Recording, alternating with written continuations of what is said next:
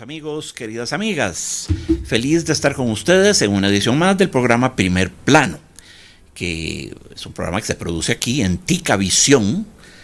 Al día de hoy, el único canal en Costa Rica genuinamente comprometido con la cultura, la educación, el arte, las letras, el pensamiento, todas esas cosas que son bellas y nobles y nos hacen mejores seres humanos. Porque muchos otros canales lo que hacen es envilecer, no ennoblecen a la gente, la envilecen, la estupidizan, son venenosos. Pobrecitas las ondas hertz, pobrecitos los hercios, pobrecitos, pienso en ellos, condenados a transmitir tanta basura. ¿Cómo es posible que no se pongan en huelga los hercios? Un día se digan, no podemos transmitir más frivolidad, vulgaridad y farándula. Pero bueno, estamos en Ticavisión, de nuevo, un programa, un canal extraordinario, gracias a su director, Iván Flores. Y hoy tenemos un invitado eminente, es el gran periodista Esteban Mata. Bienvenido, querido amigo. Muy buenos días, muy buenas tardes, muy buenas noches. Ahora la magia de las redes sociales y las transmisiones hacen que saludemos así. Jack Zagot, un gusto para mí estar aquí con usted, con todos sus televidentes y con toda la audiencia de Ticavisión. Para mí es un honor poder compartir micrófonos con vos. Gracias, Esteban. Como decían en el campo, el honor es para yo. Así decían antes. El honor es para yo, o el placer es para yo. Para yo. Así es. Muy divertido. Esteban, a ver, una pregunta muy básica. ¿Por qué es importante y más aún indispensable el periodismo en cualquier sociedad del mundo? Esa es una gran pregunta, Jack. A ver, el periodismo ¿qué es también? Entender un poco así rápido en dos pincelazos qué es el periodismo y poder saber que el periodismo no es más que una herramienta social para pues comprender el entorno y del entorno lo que más nos afecte. El periodismo se alimenta de la noticia. La noticia es todo aquello que es nuevo, que es novedoso, que es importante en nuestras vidas de alguna forma. Entonces, la noticia como tal se procesa desde la visión del periodismo como un mecanismo de procesar información útil y necesaria. Esa es la primera línea del periodismo. El poder satisfacer el derecho que tenemos, que es un derecho humano, a la información, y que esa información sea eficaz, o sea, que tenga un propósito y sea oportuna. O sea, que de nada nos sirve que nos anuncien que dentro de 2 semanas se iba a ir la luz. ¿Verdad? Nos interesaba en el momento cuando podíamos tomar medidas para enfrentar un corte de electricidad. Y los hospitales se preparan y se prepara la gente. Por eso la noticia tiene ese aspecto de novedad también. Entonces, en la sociedad moderna, europeizada, a finales del siglo XX, sobre todo en la Europa francesa e inglesa, con la Revolución Industrial, se dan los procesos de sistematización de la información. Y aquí comprendemos el giro que da con la modernización de las imprentas. Al generarse maquinaria de vapor y maquinaria eléctrica, impulsada por las patentes de Edison, por las novedades que implicaron el telégrafo, por las novedades que implicaban la comunicación telefónica, estamos frente a una revolución industrial y tecnológica que implica un mayor trasiego de información. Esa información hay que ordenarla, hay que sistematizarla, y ahí es donde el periodismo se profesionaliza. Usted ha escuchado, como todos, las aventuras y desventuras del genio gringo Pulitzer. Era un escandaloso que vivía de las informaciones chismosas y de las curiosidades de la sociedad neoyorquina de finales del siglo XX. Ivancito, tal vez podemos subir ahí una imagen de Pulitzer. Si la encontrás, la podemos seguir. Perdona que te interrumpa. No, súper bien. Y entonces lo que se da cuenta Pulitzer es que la información vende, y vende mucho. Entonces ya no eran esos edictos, esas novelas cortas que venían llenas de información del siglo XIX, o esos libros añejos desde que salían de su imprenta de tipos móviles de prensa, sino que se empieza a revolucionar con imprentas mecanizadas y se empiezan a tirar pasquines, sobre todo en Francia, en Inglaterra y en Estados Unidos, que eran los países que toman la materialización de la información como un producto. Claro. Y ni qué decir cuando Marconi revoluciona con patentes de Tesla, ¿verdad? La transmisión de ondas, ahora que conversábamos de los hercios, aprovecha el descubrimiento de Hertz, de Gustav Hertz, sobre la transmisión de ondas y de información a través de las ondas, y se empiezan a transmitir a través de la radio a principios de la década de los 20 del siglo XX, las primeras transmisiones radiales, y hay otro salto cuantitativo y por ende una necesidad de sistematizar la información, de darle forma al contenido, de darle un sentido lógico, y ese sentido lógico es la escuela, sobre todo estadounidense, de comunicación. El periodismo tico, el periodismo latinoamericano, el periodismo occidental, está muy influenciado por las escuelas estadounidenses, precisamente porque a través de la historia es Estados Unidos e Inglaterra que pierde la carrera industrial contra Estados Unidos, y por eso Estados Unidos emerge como una potencia económica. Uno de los vehículos precisamente para mejorar la sistematización de las ventas y el mercado de la publicidad era vender noticias. Claro. Entonces el periodismo es muy importante, ya con esto para ordenar la idea final, en el tanto es el subproducto de un montón de procesos informativos que ocurren a nuestro alrededor, y de dónde saca el profesional en comunicación lo que de verdad a vos te debería importar, lo que debería tocarte, y es tu decisión ahora qué consumís y qué no consumís. Claro. Pero la información es si llevo paraguas o no llevo paraguas, si puedo ir a la playa o no puedo ir a la playa, si la carretera está cerrada o no, si hay una pandemia o no, si hay un riesgo para mi vida, si hay una oportunidad para mi vida. La comunicación solventa esa necesidad de información. Y una cosa nos queda claro de todo lo que has dicho, que es muy interesante. El periodismo evoluciona de la mano de la tecnología, ¿verdad? Completamente. Evidentemente. Te voy a hacer una pregunta que puede parecer muy tonta. ¿Era concebible de alguna manera siquiera alguna forma de periodismo, llamarlo más bien protoperiodismo, antes de Gutenberg y la imprenta? Claro. Y hay una ironía poética en todo esto. Estamos volviendo a ese medievalismo de comunicación. Pero ¿qué tipo de periodismo podía hacerse cuando no existía la imprenta? No, ahí estaban los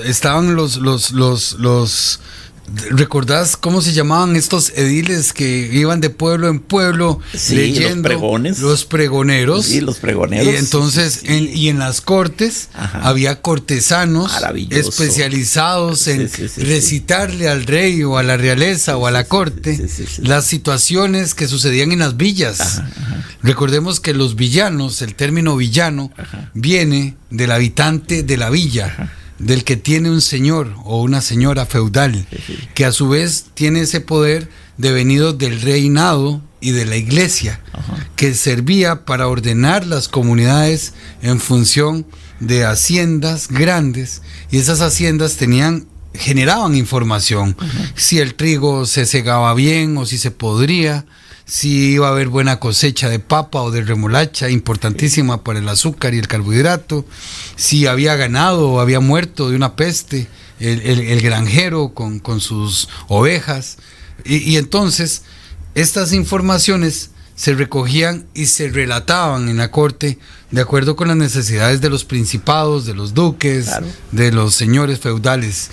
Entonces, tanto el pregonero, que andaba de pueblo en pueblo cantando los edictos reales, cantando. Sí, porque los cantaban. Y había un redoble de tambor que anunciaba, y trompetas y todo tipo de cosas. Era todo un espectáculo. Porque, y volvemos a lo que te digo, nos estamos medievalizando de nuevo, Sí. en el sentido de que ahora hay tanto ruido. Antes se necesitaba llamar la atención porque, bueno, vos conoces claramente el concepto del ruido blanco. Sí. El ruido es tan uniforme que no dice nada. Sí. Y termina adormeciéndonos, de hecho. Sí. El ser humano vive, por así decirlo, inmerso en un enorme océano de ruido. Correcto. Entonces eso hace que el oído sea un sentido muy, muy indiscriminante. Sí. El ojo es más discriminante porque tenés que ver exactamente dónde vas a ver tu próximo, dónde vas a poner tu próximo paso, ¿verdad? Es fundamental. Pero el oído no. El oído está sumergido, ¿verdad?, en un océano de ruido, de sonido permanentemente, y no distingue, no discrimina como lo hace la vista. La vista es muy discriminante porque de ello depende tu subsistencia. A menos yo tengo que ver que al pararme aquí no me tropiece en este. Y a menos que haya ruido visual. Sí. Precisamente es lo mismo, es el mismo concepto. Sí. Cuando vas a la mar, en alta mar, la inmensidad del mar, por momentos te borra el horizonte con el cielo. Sí. El ruido del color es tan uniforme, Sí. de la misma forma en que lo estás Sí, planteando, que perdés la perspectiva. Sí, ya no sos capaz de visión discriminante. El ruido ensordece, sí. el ruido enceguece. Selectiva, ya no ves de manera selectiva. Ya no ves claro. Lo que ves es un infinito de azul, de cielo azul y mar. O en una Y selva. eso es lo que me recuerda a Rimbaud, al gran poeta Arthur Rimbaud. Decía, ¿qué es la eternidad? La eternidad es el cielo que se escapó con la mar. Siempre me acuerdo. Ahí está la imagen. La eternidad Sí. es el cielo que se escapó con la mar. Esa es la imagen. O el infierno verde. La imagen del infierno verde, cuando ves esa inmensidad de verde, por ejemplo, una toma aérea del Amazonas, Sí. o de una bananera en estas repúblicas bananeras que tanto nos duele aceptar Sí. que somos, no ves claro. No. Por eso los uniformes son enemigos de la genialidad. Sí. Los uniformes ensordecen, los Sí. uniformes enceguecen. Sí. Cuando ves a 2000 personas vestidas con el mismo uniforme, no sabes cuál canta mejor. No, están todos homogeneizados y pasteurizados. En sí mismo es un ruido. Sí. Entonces, cuando ves las mecánicas y las dinámicas de comunicación y todos dicen discursos homogéneos, Claro. generan ruido. Generan ruido, ya no discriminas, ya no los oís, ya no sos selectivo, ya no les pones atención, ¿verdad? Entonces, las noticias, las informaciones que eran necesarias para vos, para una toma de decisión clara, como aquel aspecto que decís de la vista, se pierde.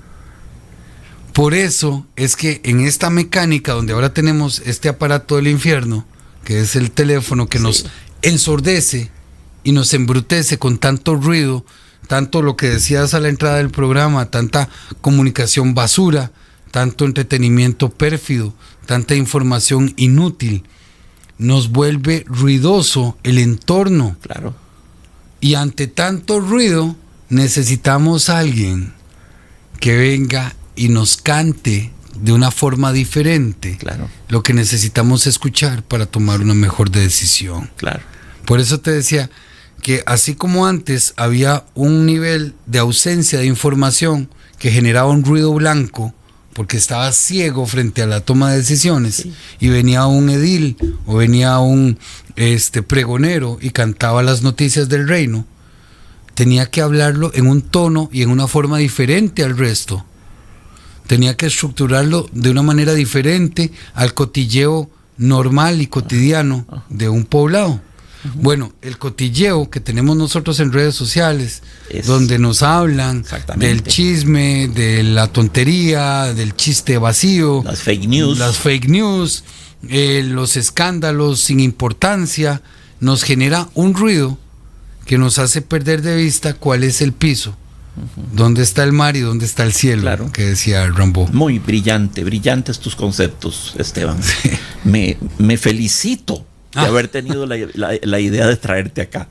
Querido amigo, te voy a leer En 1820, en el momento en que se publican los cuentos de la tía Panchita, ¿verdad? Carmen Lira, era Isabel Carvajal, 1820 y antes, en principios de siglo, Costa Rica tenía los siguientes periódicos. La gente cree que estamos muy bien hoy en día con 3 periodiquillos por aquí o por allá, ¿verdad? Pero lo que la gente tenía, pido tu paciencia. No, por favor. Voy a leer para que la gente sepa la plétora, la cornucopia, el cuerno de la abundancia de periódicos de que gozaba el costarricense a principios del siglo XX. Aquí voy. La Tertulia Patriótica, el Noticiero Universal, la Hoja Preliminar, la Gaceta, el Mentor Costarricense, el Costarricense, La Paz y el Progreso, el Guerrillero, la Gaceta del Gobierno, el Correo de Ultramar, el Eco de Escazú, Pasatiempo, el Gato, la Crónica de Costa Rica, el Travieso, el Estudiante, el Vapor, el Corsario, el Duende, la Aurora, el Porvenir, el Cencerro, el Cometa, La Verdad, el Debate, La Estrella de Irazú, el Diario de Costa Rica, La Prensa Libre, el Eco Católico, Otro Diario, Figuras, La Escoba, el Heraldo de Costa Rica, el Ferrocarril, el Preludio, un periódico nuevo, el Impulso, el Ciudadano, el Imparcial, el Albor, el Mensajero, La Idea, el Tambor, la Retaguardia, el Ensayo, el Correo Español, la Palanca, la Patria, la Hoja, la Chirimía, la República, Costa Rica Ilustrada, Costa Rica Pintoresca, el Mesonero, Bocacho, el Repórter, Cuantillas, Hojarasca. Son 59 periódicos que teníamos en la bisagra entre el siglo XIX y el XX. 59 periódicos para 500,000 habitantes, medio millón de habitantes y con 59 periódicos. Ahora, convengo, algunos de ellos eran hebdomadarios, no salían todos los días, salían cada semana, etcétera, etcétera, pero la mayoría sí salían todos los días. Y a esto sumale, a esto sumarle las revistas, que no las estoy mencionando, ¿verdad? Los magazines, las revistas, que las había de todos sabores, colores y formas y texturas. Esta riqueza periodística, ¿cómo puedes compararla con lo que tenemos hoy en día? No, pero es que, a ver, me estás llevando a un tema donde voy a disentir un poco, pero es una cuestión de visión, de diferencias de ángulo. Porque después precisamente de la revolución industrial y tecnológica y el desarrollo de las escuelas y la profesionalización del periodismo, nos damos cuenta de que aparece un factor importantísimo cuando lo analizamos, y es el capital. Y hay una máxima del siglo XX, ya está bastante superada, ya estamos en la cuarta parte del siglo XXI, estamos en otro escenario. Por eso te digo, es cíclico, volvimos a lo medieval en cuanto al ruido y a la ausencia de información visible, pero al mismo tiempo estamos en una etapa que también es comparable a esta etapa de principios del siglo XX, con esa gran amplitud de medios, pero tenemos un problema de sesgo de visión. El capital vino a imponernos la narrativa a partir de sus capacidades económicas y tecnológicas. ¿Cuál narrativa? El statement que llamamos, ¿verdad? El status quo de la clase política dominante, sea cual sea, y de la clase o el grupo de interés económico dominante también, sea cual sea. No te estoy hablando de paradigmas de izquierda o derecha, no, porque en algunos lugares primó la izquierda, en otros lugares primó la derecha, pero sobre izquierdas y derechas prima el capital. Claro. Entonces, el capital, al tener más recurso, genera más ejemplares. Muchos de estos periódicos que mencionaste eran de 1, de 2, de 4, de 8 páginas, pero la familia Borracé en la Prensa Libre tenía el capital para poder imprimir al meridiano una prensa libre que se repartiera no solo en San José, sino también en Alajuela Centro, en Cartago Centro y en Heredia Centro. Y eso influía en el impacto y en la percepción de la realidad. Poco a poco, La Razón, La Nación, La Prensa Libre, La República y más adelante Diario Extra se fueron perfilando. Por allá estuvo el Excelsior, ¿verdad? Y el Diario de Costa Rica también con algún protagonismo, pero se fueron perfilando como lo que había. Y los medios de comunicación televisiva también. Claro. Por eso tan importante este canal de televisión que pluraliza la capacidad y la posibilidad de que accedamos a comunicación diferente, a otras narrativas precisamente. La narrativa de La Nación, por ejemplo, un periódico al que yo aprecié mucho y al que le debo mucha de mi formación periodística, pues se debe al capital que está detrás. Y quienes están detrás inciden indirectamente, no digo que directamente, indirectamente. La familia Durman, la familia Bolio, ¿me entiende? La familia Jiménez, indudablemente, Guardia, sí. Los de la Guardia, Jiménez de la Guardia, inciden sus intereses de una forma indirecta en la narrativa de ese medio. Y de ahí que la clase política cercana y que empatiza con ese medio de comunicación se ve privilegiado por esa narrativa. Lógicamente.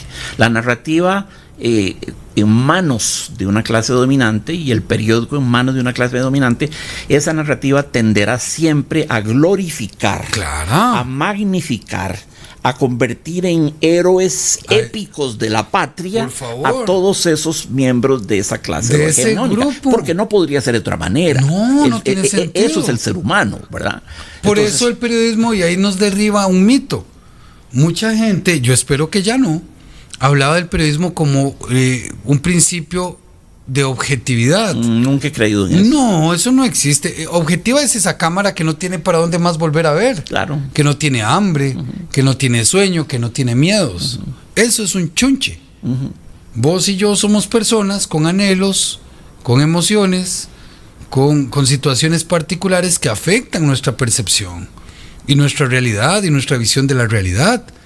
Entonces, no es lo mismo y no puede ver igual de objetivo este vaso una madre soltera que sale en desventaja para conseguir un trabajo que un niño bien que le dieron la universidad, que no tiene ningún problema más que buscar su trabajo.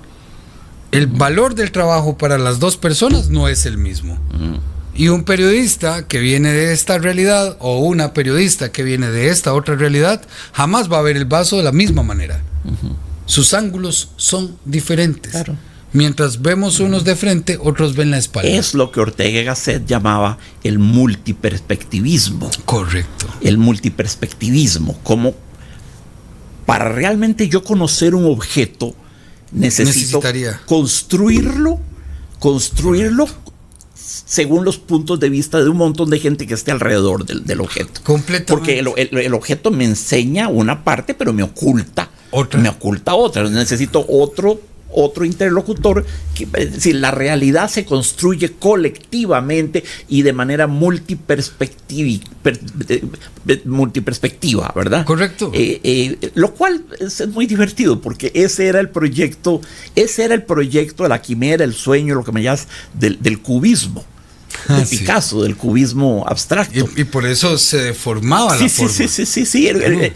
Lo que Picasso hace es, en cierto modo, intentar presentar un rostro desde la perspectiva de Dios.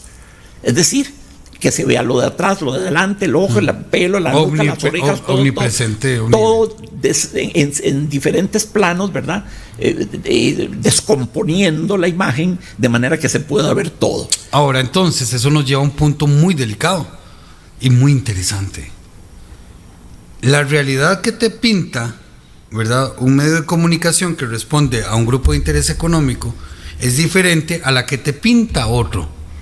El pensador crítico y el ciudadano inteligente o la ciudadana inteligente va a escuchar varias voces para entender a partir de la concatenación de versiones cuál podría ser un acercamiento más claro a un evento o a un hecho que le afecte. Eso demanda un lector muy activo Correcto. en la creación de significado, Correcto. en la producción de significado, un lector muy activo, muy perspicaz, inteligente, informado, sagaz. Y por eso- y no son abundantes este tipo de... A eso voy.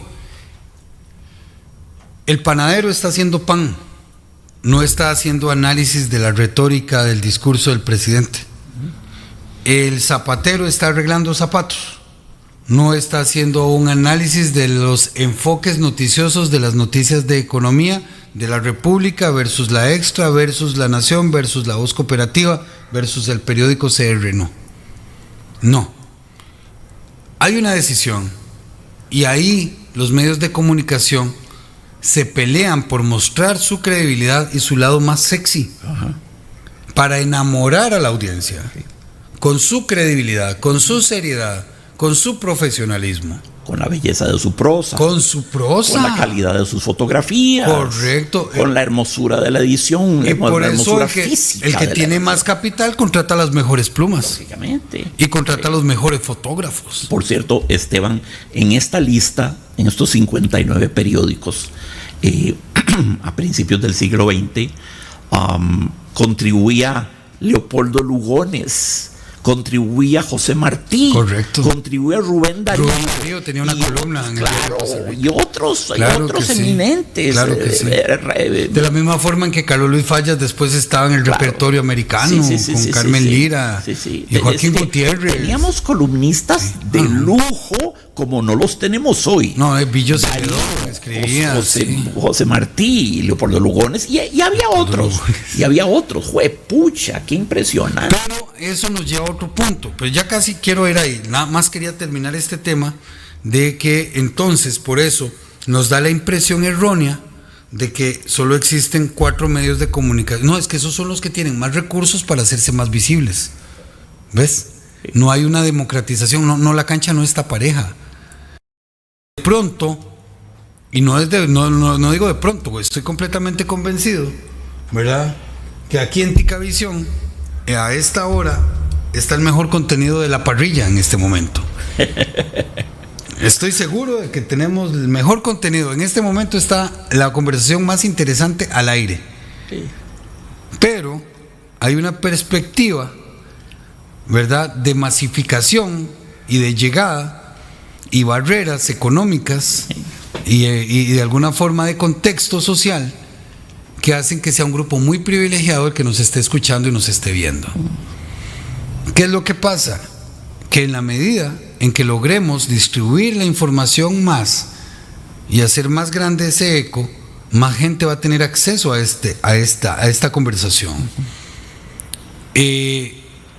Hay otros canales que están más masificados en este momento y están emitiendo basura. Sí. A lomos de los pobres hercios. Correcto. Insisto, A pobrecitos. lomos, sí, de los pobres hercios. Deberían hacer una insurrección Una huelga. masiva, ¿verdad? El vacío total del Nos sonido. negamos a seguir transportando a través del aire Basura. esta basofia. Bueno, pero al no haber huelga y conciencia en los hercios, la conciencia le queda a la gente. Y ahí vamos a otro tema. ¿Para quién toca el piano Jacques Sagot? ¿Verdad? La universalidad de los mensajes. La vez pasada fuera de micrófonos hablábamos del privilegio de educarse. Hemos perdido la perspectiva de que es un privilegio informarse bien, leer bien, entender cosas. Y es un privilegio doloroso. Ahora bien, quisiéramos que todo el mundo haya leído a Goethe. Quisiéramos que todo el mundo haya escuchado a Wagner y entender que era muy empalagoso. Quisiéramos que todo el mundo hubiese leído al superhombre de Nietzsche y entender que es muy valioso el aporte, pero que no es total. Pero no todos pueden leer a Nietzsche, escuchar a Wagner o comprender a Goethe. No todos pueden entender qué es un anillo del infierno de Dante. Pero tienen a Jacques Sagot que les cuenta breves retazos de historias. Hago lo que puedo, querido amigo. Por favor. Hago lo que puedo, pero lo hago desde una trinchera muy limitada. Pero muy exquisita. Yo hago lo mejor que puedo. Pero yo sé que evidentemente no puedo competir en popularidad con Keylor Navas. Si Keylor Navas se cambia una mechita anaranjada y se la pone azul, o se pone otro colgajito en sus orejitas, ¿verdad? Pues el tipo pasa adornándose toda su vida. En mi vida he visto casos de narcisismo más aberrante. Si se cambia un aretito en una orejita, eso es primera página. Eso es noticia de primera página. Keylor Navas tiene un nuevo aretito, se teñió una mechita de otro color. Sí. Y la gente compra y consume y devora con fruición eso. Ahora, yo doy un recital de piano o una clase, una conferencia, un curso, lo que sea, y eso no es primera plana. Y los medios no ayudan con eso, ¿verdad? Y es cierto. Hay una frustración terrible, ¿verdad? Y yo te invito a soltarla.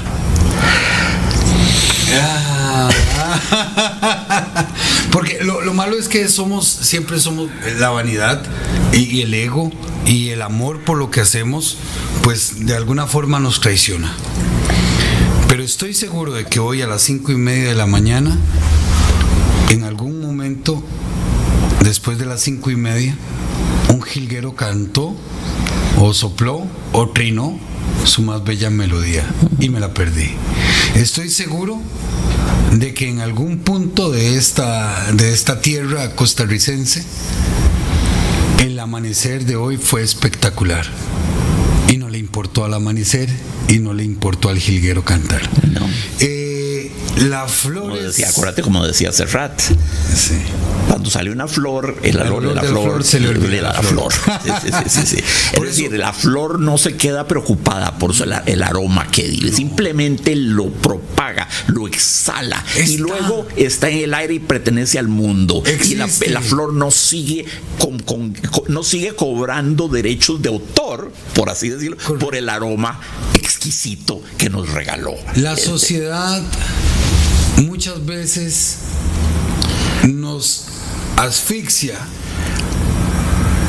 pero cuando logramos romper esa necesidad de convivir en sociedad y solo existimos y solo hacemos lo que mejor sabemos hacer de la mejor forma posible, de la forma más apasionada, la sociedad nos vuelve a ver. La sociedad es como un gato incómodo y grosero, o como una mujer vanidosa o un hombre vanidoso que sabe que sus curvas y su belleza son muy perseguidas.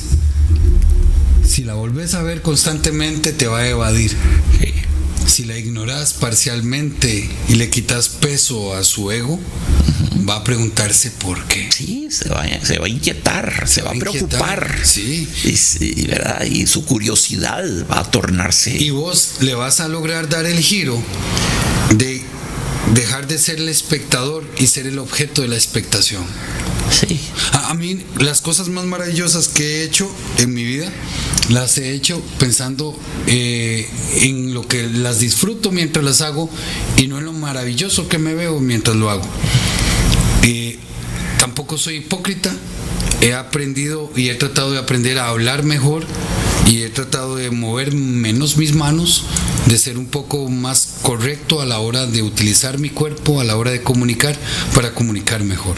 Si me importa y me interesa, igual que un pianista ejerce su oficio, ejerce su arte desde la perfeccionalización, igual un escritor, un pintor, un chef, un guarda de seguridad tiene limitaciones bastante amplias para poder desarrollar su arte de cómo cuidar un edificio vacío. Pero un pintor, aunque sea de brocha gorda, perfecciona su arte, perfecciona su oficio, no a partir de lo que dicen otros, sino a partir de su estudio a la persona más próxima que tiene, que es sí mismo, ¿verdad? Entonces, en esa línea, mi querido Jack, primero, la comunicación, el periodismo como tal, es importante para la toma de decisiones, pero no lo tenemos que confundir con comunicación, con entretenimiento.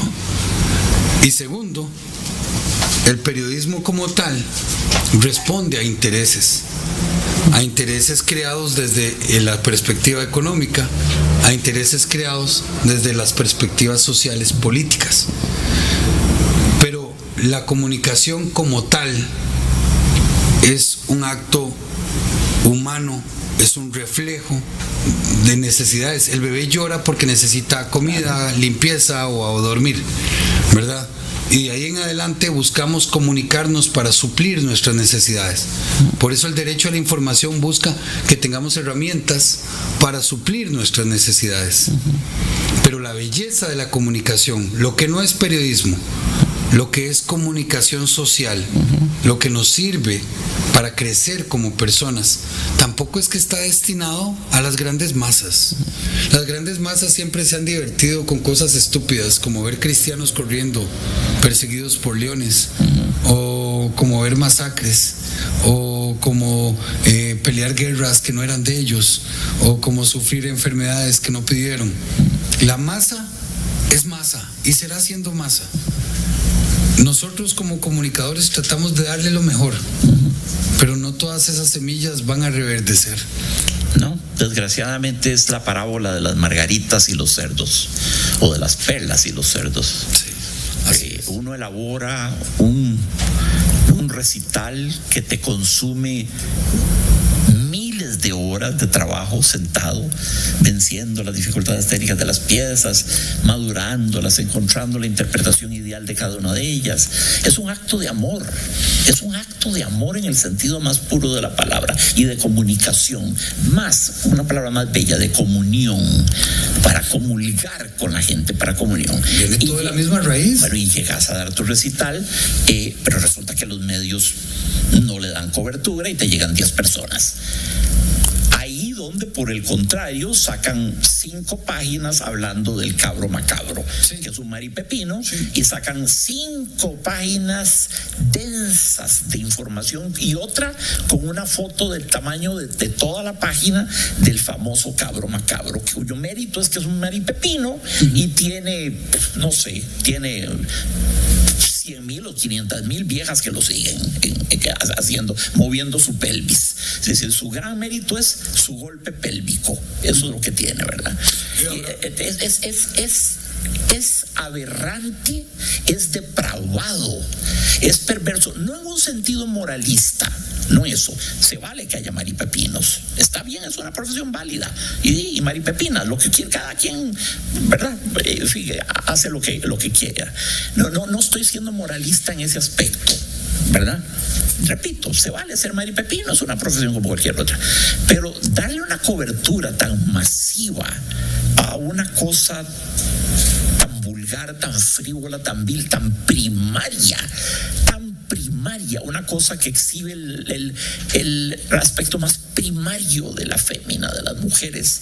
Sí, frente a un... Y vos elaborando tu recital, elaborando tu manjar que te cueste, lo tenés que madurar y tenés que aderezarlo y vigilarlo y pastorearlo, irrigarlo, cuidarlo, podarlo, y resulta que te llegan 10 personas porque el periódico no había campo para cubrir tu recital porque tenían que salir 6 páginas del cabro macabro.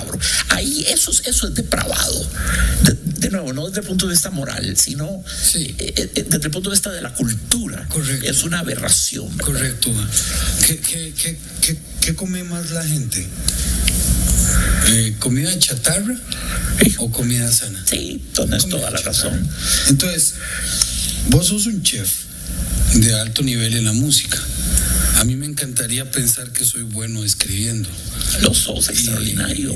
Y te lo agradezco. Sos un eminente periodista y cualquiera que te haya oído hasta ahora tiene que saber que sos una mente, definitivamente, a beautiful mind, como dirían los angloparlantes. Ok, entonces, yo no le hablo con el respeto que tienen las personas de creer en lo que quieran creer, como decís vos, cada quien tiene sus formas de salvarse. Pues yo no le hablo a 100,000 personas en un estadio vendiéndoles mentiras sobre su salvación. Yo le hablo a los seguidores de Jacques Sagot o a los lectores míos que quieran leerme desde el buen gusto, desde el gourmet, desde la crítica y la autocrítica, desde la perspectiva multivocal, la multiperspectiva de la que hablabas ahora. yo no puedo esperar que todos los obreros de una construcción se sienten a escucharme. Sí. Ellos van a querer ver el rabote que sale ahora en el mediodía en las noticias. Sí. Y están deseosos de distraer su cabeza con eso, porque todo el día escuchan martillazos. Yo no le hablo a ellos. Enhorabuena si alguno de ellos quiere leer o quiere escuchar. Enhorabuena. Aplaudo de pie. Han brotado genios del fango. Claro. Han brotado. Sin duda. Porque la genialidad es una condición humana, diferenciadora. Infrecuente, que rompe, y volvemos a uno de los conceptos de los que hablábamos al principio, rompe la monotonía del ruido. Esa flor blanca, ese lirio blanco que se desprende en una laguna por encima de todo lo verde y monótono, está ahí triunfante y es un momento de belleza. Claro. Y esa belleza, esa diferenciación, la hace única y espectacular, como el canto del jilguero en la mañana que nadie escucha, como esa letanía que se pierde en el silencio. Por eso ahora que estabas hablando de esta absurda pelea de los medios por darnos basura, yo digo, pues, pobre de la gente que siempre ha sido pobre de mente y pobre de espíritu, porque van a seguir consumiendo chatarra. Pero el jilguero, pero la flor que deja escapar su aroma sin importarle el aroma, pero la belleza que es perenne por sí misma, no por quien la observa, hombre, va a existir porque existe la belleza como una rareza infrecuente en el devenir de los días. Una cosa, Esteban, lo que no hay que hacer es traicionarse. Claro. Una cosa que te va a parecer un poco tonta, o un poco pueril, un poco aniñada, pero siempre lo he sentido. Me apena mucho, me aflige mucho, me preocupa, me entristece el hecho de que tantas flores en el planeta no van a ser disfrutadas por nadie. Allá en el fondo del África profunda habrá flores sin duda maravillosas. ¿Para quién existieron? Puesto que nadie las gozó, nadie aspiró su perfume, nadie las acarició, nadie les dio de beber un poco de agua. ¿Para quién existieron? Bueno, para Dios. De acuerdo, esa es una bonita tesis. Para Dios, sí, para Dios existieron. Dios se regaló, se disfrutó creándola para sí mismo, muy bien. Pero también, ¿para quién existieron todos esos cantos de jilguero, de ruiseñores? ¿Para quién? Para todos y para nadie. No hubo un ser humano que los registrara, no hubo un ser humano que dijera qué lindo canta ese pajarito. Entonces, ¿para qué toda esa belleza no usada, no reconocida, no identificada, no disfrutada? Cuidado, es que no la entendemos. Va más allá y ahí viene un poco el problema del ego. No era para vos. No era para mí, no era para mi mamá, no era para mi novia, no era para mis hijos, no, ¿a usted qué le importa? A Dios no le importa si usted es feliz o no. A Dios no le importa que usted se pierda el eclipse. Sí, lo mismo te tendría que decir de eclipses, de auroras boreales, de arcoíris, de estrellas fugaces. ¿Cómo es posible que no existan para nadie? Porque eso hay arcoíris que nadie ve. Y ahí es donde vamos al otro tema. Y volvemos a caer al tema recipiente de esta conversación. El periodismo te hace notar cosas que no veías y que eran importantes para vos. Si es así, si esto es así, y te creo. Sí. Pero el buen periodismo, ¿no? Sí, claro. Habría que concluir que el periodismo, para ser decente, tiene que ser docente. Claramente, pero por favor. Eso es una cosa que quería enfatizar. Sí. Hablamos de informar, pero es que el periodismo además educa. No, completamente. ¿Educa o deseduca? Por eso, ¿verdad? El periodismo es responsable y educa. A través del periodismo yo me di cuenta de que un costarricense Chan era la persona con más caminatas espaciales. Me afecta, no me afecta, pero me educa. Me hace ver más allá de la estratosfera. Y eso me hace crecer y me hace ver las estrellas desde una perspectiva diferente. Y de pronto no voy a volver a ver al cometa Halley en mi vida, pero lo llegué a ver a finales de los 80, gracias a los medios de comunicación, buenos o malos, pero me lo dieron. El cine, el teatro, la poesía, la novela, no son más que expresiones, la música, verbales y no verbales, del crecimiento espiritual, del alma. No existen porque Dios lo quieran, existen porque había personas con conciencia que lo hicieron ver. Que lo hicieron visible. Exactamente. Pero lo demás, la belleza universal, le vale madres tu opinión y la mía. En este momento hay una cascada espectacular en Orosi de Cartago a la que no le importa que escuchemos o no el ritmo del agua cayendo por entre las piedras. Sí. En este momento hay un puma relamiéndose las garras después de haber destripado a un venado en una cacería espectacular y nos la perdimos. En este momento hay Johann Sebastian Bach escribió 250 cantatas. Exacto.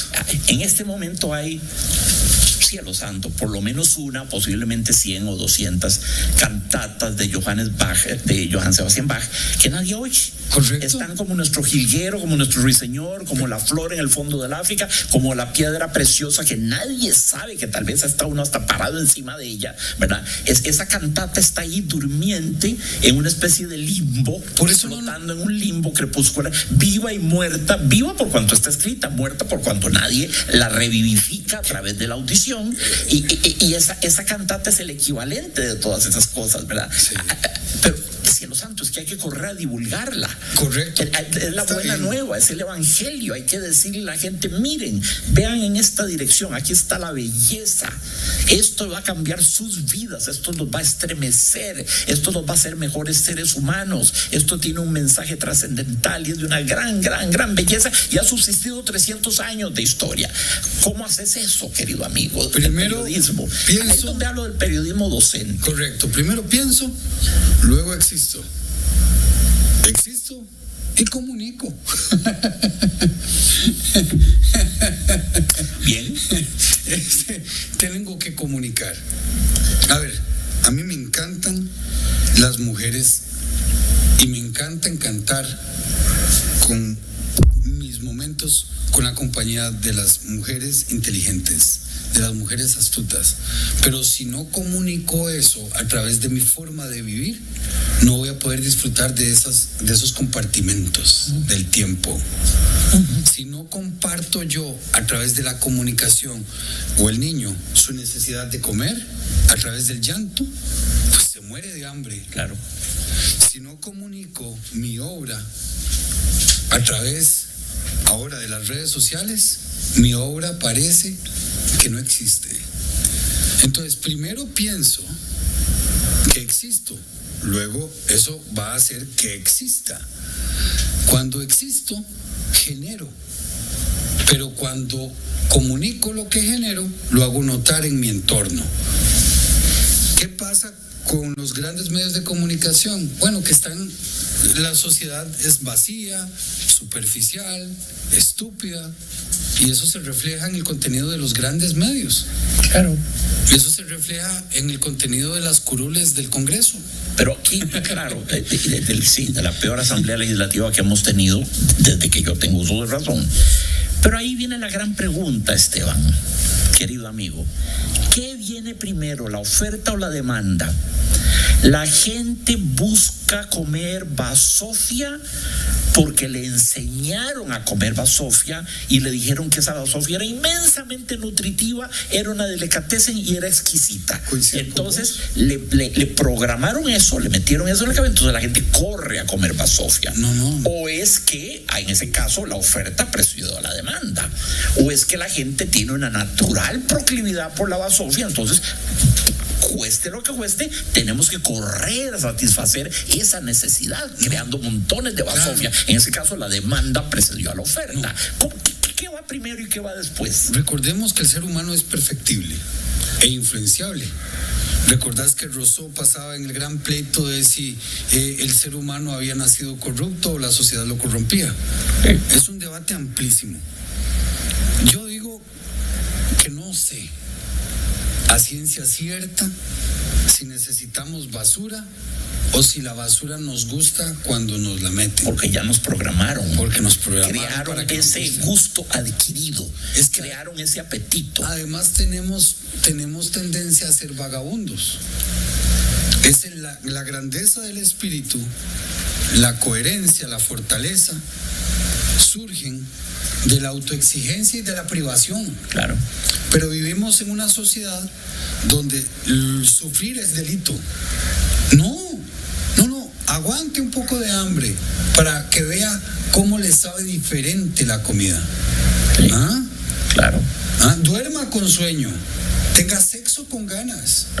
Pero cuando tengo sexo sin que me cueste nada, pierde valor. Totalmente, es la banalización de las cosas. La trivialización de las cosas. Entonces, un gran pianista que fue mi amigo y mi profesor, y lo cuento con gran orgullo, Georgi Sándor, húngaro, alumno de Bartók y de Kodály, me decía una vez: Jack, no aspires a una carrera como yo la tuve, de 120 conciertos al año, porque un día estaba tocando en un escenario, el otro día encaramado en un avión para la siguiente ciudad, y el otro estaba ensayando con la orquesta.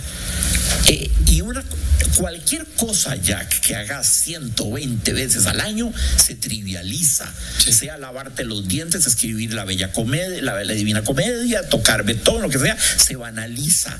No te eches encima una agenda así, porque pierde magia el hecho de salir a escena. Donde las esto casi de 3 días uno está en un escenario, pierde magia. En ese sentido, yo respeto mucho la filosofía estoica, el estoicismo. Maravilloso. Es maravilloso porque te obliga a obligarte.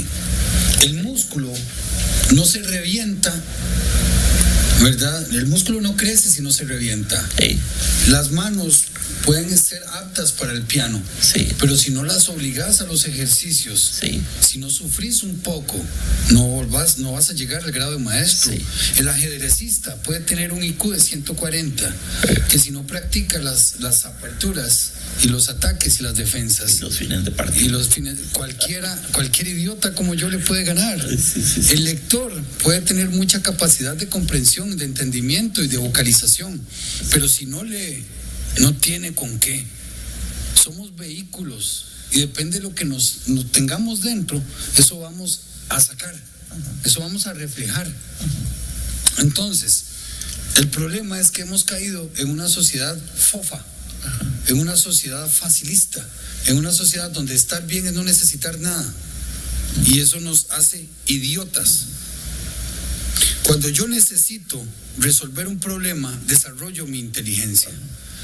Cuando yo entiendo que la comunicación del arte es difícil, tengo que desarrollar mecanismos. Claro. Y aquí yo te invito a que sigas aprovechando espacios como este, sí, pero que también vayas a las redes sociales, sí, y que también podamos escuchar extractos probaditas de tu arte. Así será. Esteban, con este pensamiento hondo y hermoso damos fin a este programa. Es evidente que va a haber otro programa, ¿verdad? Porque con vos es simplemente, realmente es una delicia conversar con vos. Aprendo muchísimo oyéndote, aprendo muchísimo. Es un privilegio para mí, para este canal, haberte tenido aquí de invitado, realmente un privilegio. Aquí en Ticavisión, único canal en Costa Rica al día de hoy, genuinamente comprometido con la cultura, el arte, el pensamiento, las letras, ¿verdad? Sí, claro. Único al día de hoy. Gracias a su director Iván Flores, que ahí lo tenemos. Mis respetos, Iván. Sí, muchísimas gracias. Esteban, vamos a hacer otro programa, no te quepa duda. Feliz estaré aquí. Gracias, queridos amigos, gracias infinitas, y nos vemos pronto.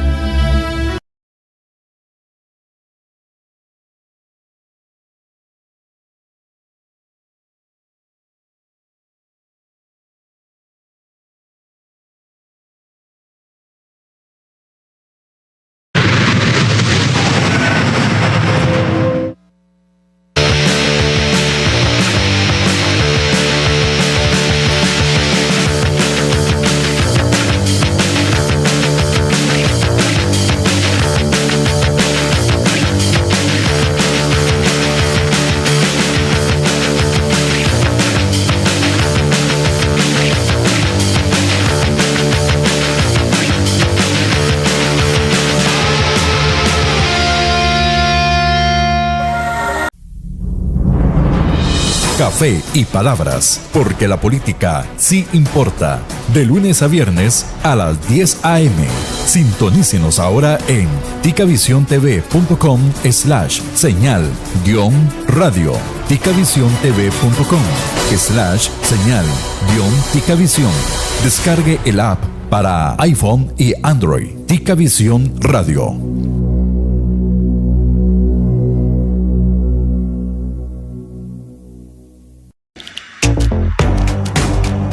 Estás viendo Ticavisión, el canal joven de Costa Rica.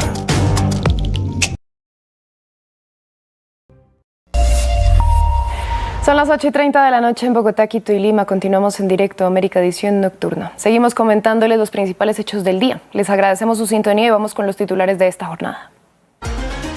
El congresista demócrata por Texas, Lloyd Doggett, fue el primero en pedir públicamente la renuncia de Joe Biden a la carrera presidencial. Solicitó al partido considerar quién tiene más opciones de salvar al país de Donald Trump tras la polémica participación del mandatario en el pasado debate. Analizamos en esta emisión. Beryl continúa como huracán de categoría 4, causando destrucción a su paso. El fenómeno se dirige hacia Jamaica y las Islas Caimán tras dejar un saldo de al menos 5 muertos y numerosas viviendas dañadas o destrozadas en San Vicente y las Granadinas y en Granada. En Francia, en más de 210 circunscripciones, el candidato que quedó en tercer lugar se ha retirado de la contienda de cara a la segunda vuelta de las elecciones legislativas anticipadas. Así, los aspirantes cumplen con la estrategia de la izquierda y la alianza oficialista para hacer frente a la extrema derecha.